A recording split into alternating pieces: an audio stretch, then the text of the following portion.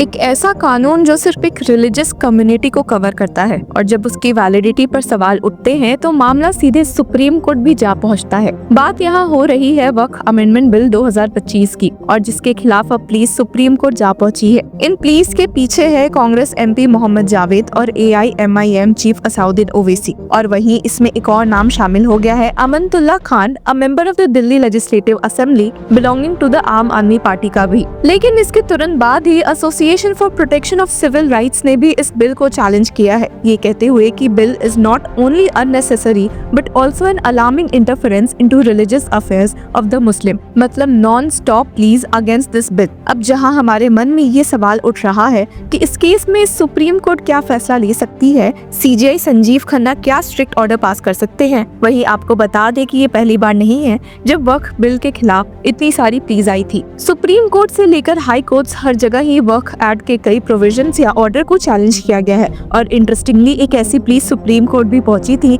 जहां इस केस से जस्टिस DY चंद्रचूड़ ने डील किया था जब वे CJI नहीं थे। क्या थे कुछ ऐसे ही केसेस के नतीजे, चलिए देखते हैं। तो व्यूवर्स, 13 अप्रैल 2022 को सुप्रीम कोर्ट में एक पिटिशन फाइल की गई थी जिसमें BJP लीडर अश्विनी उपाध्याय ने वक्फ एक्ट की कॉन्स्टिट्यूशनल वैलिडिटी को चैलेंज किया था। उनका कहना था कि ये एक्ट हिंदूज और दूसरी नॉन इस्लामिक कम्युनिटीज के फंडामेंटल राइट्स का वायलेशन करता है। पिटिशनर का कहना था कि वक्फ एक्ट सिर्फ एक कम्युनिटी के लिए अलग कानून बनाता है, दूसरी रिलीजन्स के लिए कोई सेंट्रल ट्रस्ट लॉ नहीं है। वक्फ बोर्ड्स को अनब्रिडल्ड पावर्स मिल जाते हैं जो डिस्क्रिमिनेटरी है। ये आर्ग्यूमेंट कहीं ना कहीं आर्टिकल 14 राइट टू इक्वलिटी और आर्टिकल 25 राइट टू रिलीजन के आसपास घूमता है, पर सुप्रीम कोर्ट में उस समय मैटर से डील कर रहे जस्टिसेस DY चंद्रचूड़ और सूर्यकांत की बेंच का कहना था कि पार्लियामेंट के डोमेन में हम इंटरफेयर नहीं कर सकते। सिंपल वर्ड्स में, अगर आपको लगता है पार्लियामेंट ने कोई गलत लॉ बनाया है तो उससे एब्स्ट्रैक्ट लेवल पर चैलेंज नहीं कर सकते जब तक रियल इम्पैक्ट नहीं दिखाओगे। सुप्रीम कोर्ट ने ये पिटिशन एंटरटेन करने से ही साफ मना कर दिया था। जस्टिस DY चंद्रचूड़ ने क्लियर कहा था, you are saying that there should be a common law for all trust which is within the constitutional domain of parliament. We don't entertain challenges to legislation in the abstract. मतलब अगर आपका खुद का property या interest hurt नहीं हुआ है तो सिर्फ थ्योरेटिकल आर्गुमेंट्स लेकर कोर्ट नहीं आ रहा। यहाँ पर जस्टिस सूर्यकांत ने तो सीधा सवाल भी पूछा था, Has your property been taken or you have been evicted? पर अश्विनी उपाध्याय ने जब अपना नोट पढ़ना शुरू किया तो कोर्ट ने उन्हें तुरंत रोक दिया, ये कहते हुए We don't want this publicity stunt। अब ये कंट्रोवर्सी आज की नहीं है, पहले भी कई हाई कोर्ट्स और लोअर कोर्ट्स वक्फ रिलेटेड डिस्प्यूट्स में डिसीजन दे चुके हैं। एक एग्जांपल लेते हैं। मध्य प्रदेश हाई कोर्ट जज GS अहलूवालिया ने कहा था कि जो property already ancient monuments act के तहत प्रोटेक्टेड है उसे बिना प्रॉपर प्रोसेस के वक्फ डिक्लेयर नहीं किया जा सकता। केस था एमागिर्द बुरहानपुर की प्रॉपर्टी जिसमें शाह शुजा और नदीर शाह के टूम्स है। MP वक्फ बोर्ड ने इसे वक्फ प्रॉपर्टी डिक्लेयर किया था, पर हाई कोर्ट ने सीधा सीधा कह दिया, you can't override existing monument laws. इसी तरह दिल्ली हाई कोर्ट में 123 वक्फ प्रॉपर्टीज का मुद्दा भी काफी गरमाया हुआ था। सेंट्रल गवर्नमेंट ने दिल्ली वक्फ बोर्ड को उन प्रॉपर्टी से एब्सॉल्व कर दिया था जिसके अगेंस्ट बोर्ड ने प्रोटेस्ट किया था। बोर्ड का कहना था कि उन्हें सुने बिना ही डिसीजन लिया गया है, और उस समय अ सिंगल जज bench of justice Manoj Kumar Ohri ने बोर्ड से कहा था फाइल अ सब्सटेंटिव पिटिशन और प्रॉपर ग्राउंड्स पे आर्ग्यू करे। और वही साल 2015 में the Delhi high court has refused to stay a notification by which the Aam Aadmi Party government had superseded the Delhi Waqf Board and transferred its power to the Revenue Department for 6 months। तो viewers, अगर आपको लग रहा है कि ये सब सिर्फ प्रॉपर्टी डिस्प्यूट्स है तो जरा थोड़ा और गहरा सोचिए। वक्फ एक्ट को लेकर जो क्रिटिसिज्म आते हैं वो ये कहते हैं कि एक सेकुलर कंट्री में religious specific trust legislation problematic हो सकती है, लेकिन दूसरी तरफ मुस्लिम कम्युनिटी के लीडर्स और एडवोकेट्स का कहना है वक्फ बोर्ड एक legally recognised community based model है जो रिलीजियस और चैरिटेबल पर्पसेस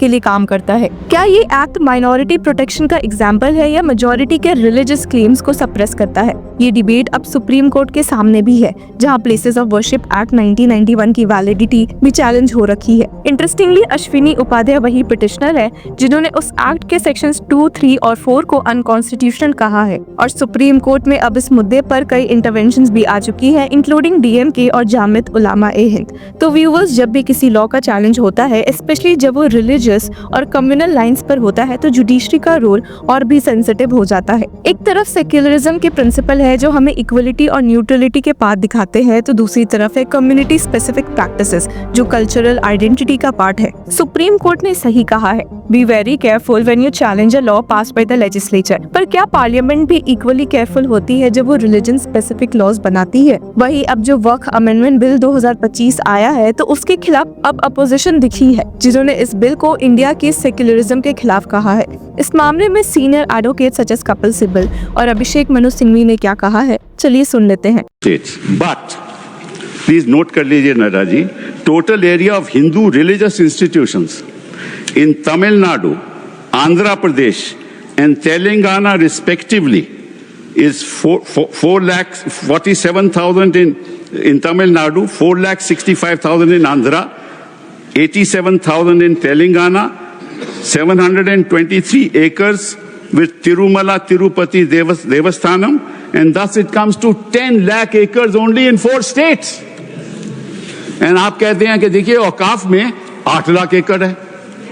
अरे भैया, आपके हिंदू टेम्पल्स में भी इतनी संपत्ति है, वहां आप क्या कर रहे हो? वहां आप क्या कर रहे हो? बाकी स्टेट्स में देखो ना। अच्छा, और ये नहीं कि हर धर्म में सुधार नहीं होना चाहिए, उतार होना चाहिए, मैं आपके साथ सहमत हूं। हिंदू धर्म में भी सुधार लाना चाहिए, लाना चाहिए ना, हिंदू धर्म भी सुधार लाना चाहिए। अंडर हिंदू धर्म, एक मिनट, हिंदू धर्म, मैंने आज तक किसी को टोका नहीं, मैं केवल छोटी सी बात रख रहा हूं आपके सामने।